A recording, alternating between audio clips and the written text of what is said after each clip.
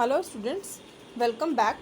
हमने अपनी पिछली वीडियो में पढ़ा था बड़े घर की बेटी के बारे में, जहाँ पर हमने पढ़ा था कि भूप सिंह जो आनंदी के पिता है वह आनंदी का विवाह जो है श्रीकंठ के साथ तय कर देते हैं और राजी खुशी जो है दोनों का विवाह हो जाता है। आनंदी अपने नए घर में आई तो यहाँ रंग ढंग कुछ और देखा। जिस टिम टिम की उसे बचपन से ही आदत पड़ी हुई थी वह यहाँ नाम मात्र को भी न थी। हाथी घोड़ों का कहना ही क्या, कोई सजी हुई सुंदर बहली तक न थी। रेशमी स्लीपर साथ लाई थी, पर यहाँ बाग कहाँ जहाँ वह सैर करती। मकान में खिड़कियाँ तक न थी, न जमीन पर फर्श था, न दीवार पर तस्वीरें थीं। वह एक सीधा साधा देहाती गृहस्थ का मकान था, किंतु आनंदी ने थोड़े दिनों में ही अपने आप को इस नई परिस्थिति के ऐसा अनुकूल बना लिया मानो विलास के समान कभी देखे ही न थे।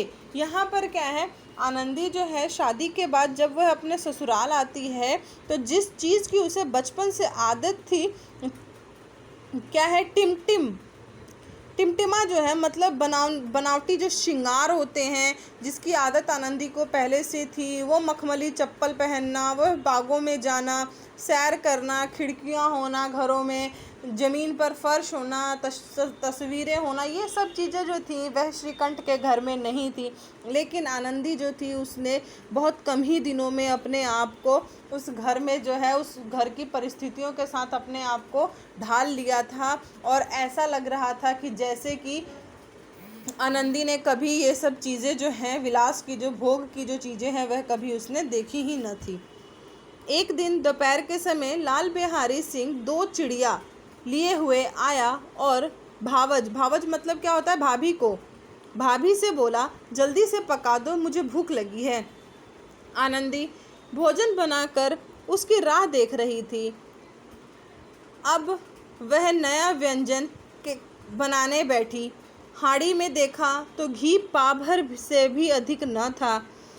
बड़े घर की बेटी किफ़ायत यानी कि बचत क्या जाने, उसने सब घी मांस में डाल दिया। लाल बिहारी खाने बैठा तो दाल में घी न था। बोला, दाल में घी क्यों नहीं छोड़ा? आनंदी ने कहा, घी सब मांस में पड़ गया। लाल बिहारी जोर से बोला, अभी परसों ही घी आया है, इतनी जल्दी उठ गया? आनंदी ने उत्तर दिया, आज तो कुछ पा भर घी रहा होगा, वह सब मैंने मांस में डाल दिया। जिस तरह सूखी लकड़ी जल्दी से जल उठती है, उसी तरह क्षुधा से बावला मनुष्य जरा जरा सी बात पर तिनक जाता है। लाल बिहारी को भावज की यह ढिठाई बहुत बुरी लगी। तिनक कर बोला, मैं तो जैसे घी की नदी ही बहती हो।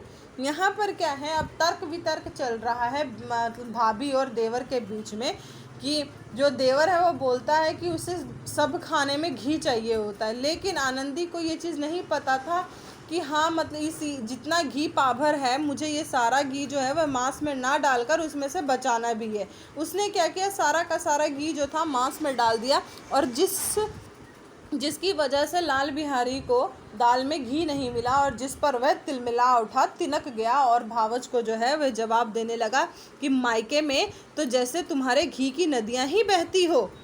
स्टूडेंट, इसके आगे की जो स्टोरी है वह हम नेक्स्ट वीडियो में पढ़ेंगे।